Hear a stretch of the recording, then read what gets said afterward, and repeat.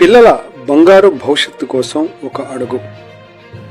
పిల్లల బంగారు భవిష్యత్తు కోసం బడి వైపు ఒక అడుగు అనే కార్యక్రమం బండి ఆత్మకూరు మండలంలోని కస్తూరిబా గాంధీ పాఠశాలలో శనివారం తల్లిదండ్రులు ఉపాధ్యాయుల ఆత్మీయ సమావేశం జరిగింది.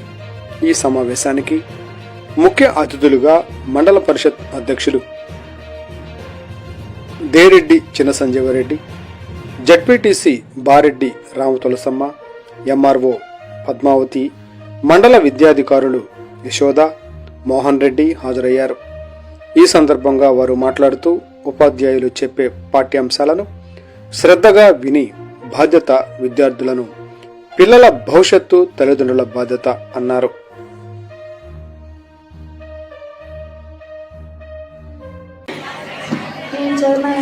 స్కూల్లో వాటర్ ప్రాబ్లం ఉంటే క్లియర్ చేసినారు. పిల్లలు బట్టలు కొంత దోబీలు కట్టించినారు. బాత్రూమ్స్ మామూలుగా డోర్స్ లేకుండా చేసినారు.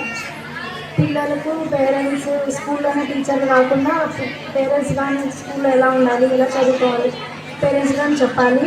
అన్ని టీచర్సే చెప్తారనేది లేదు, పేరెంట్స్ కానీ ఇంటి దగ్గర చెప్పాలి.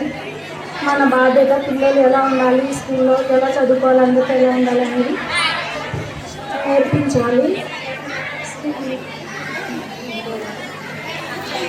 స్కూల్కి ఏమైనా అవసరమైతే పేరెంట్స్ మన చేతనైనా సహాయం చేయాలి, స్కూల్కి సహకరించాలి.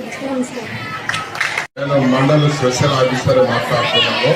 మీరు తల్లిదండ్రులు మీ పిల్లలకి ఏమైనా సమస్యలు ఉంటే మా దృష్టికి తీసుకొని రావాల్సిందిగా మీ తల్లిదండ్రులు అందరూ కోరుతున్నాం.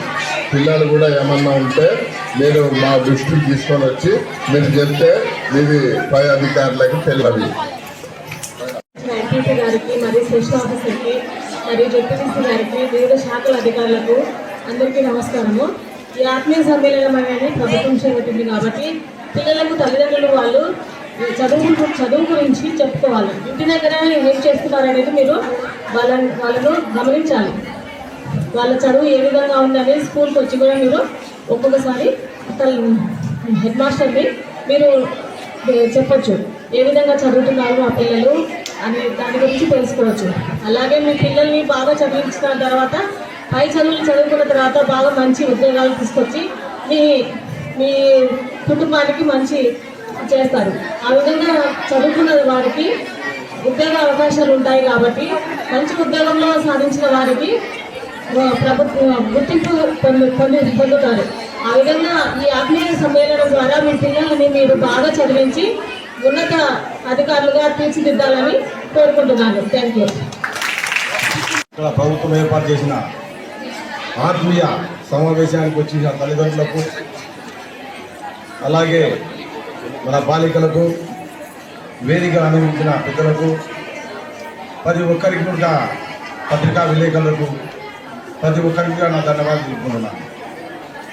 ఎందుకంటే పిల్లలను మనము స్కూల్కు పంపించేమేయాలి అనుకోకుండా ఖచ్చితంగా మనం ఆ పిల్లవాళ్ళు ఏం చేస్తున్నారు ఎక్కడ అని కూడా మనం కూడా తల్లిదండ్రులను శ్రద్ధగా చూసుకోవాలి.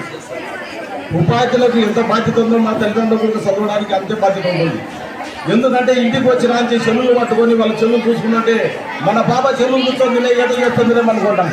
ఆ చెల్లుల్లో ఏమే మంచి ఎంత ఉందో చెడ్డ అంతకంటే మీకు తెలియదు.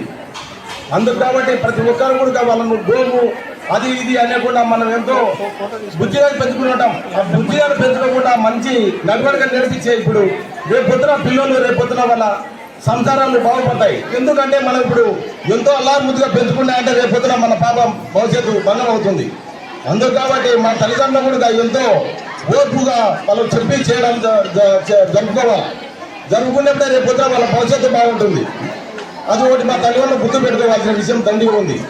అదేవిధంగా ఇప్పుడు సార్ చెప్పారు కాదు, ఏమన్నా ఉంటే సమస్యలు ఉంటే వచ్చి తల్లిదండ్రులు వచ్చి ముందుకు వచ్చి చెప్పాల్సింది. కానీ అదేవిధంగా రేపు ఫుడ్ విషయంలో కానీ వాళ్ళ చదువు విషయంలో కానీ ఏమన్నా ఇక్కడ ఉన్న టీచర్స్ ఏమన్నా తక్కువ చేసింటే కూడా మీరు వచ్చి ధైర్యంగా చెప్పవచ్చు. మళ్ళీ ధైర్యంగా చెప్తే మన ఈ పిల్లలకు ఇబ్బంది అవుతుందేమని భయపడడం అవసరం లేదు. ఎందుకంటే మనం ఒకరు ధైర్యంగా వచ్చి చెప్తే రేపు ఈ పిల్లలకల్లా మంచి జరుగుతుంది ఏదైనా తప్పుంది. అందుకు కాబట్టి మనం కూడా మౌనంగా ఎంత ఉంటే అంత మనం తప్పు చేసిన అవుతాము.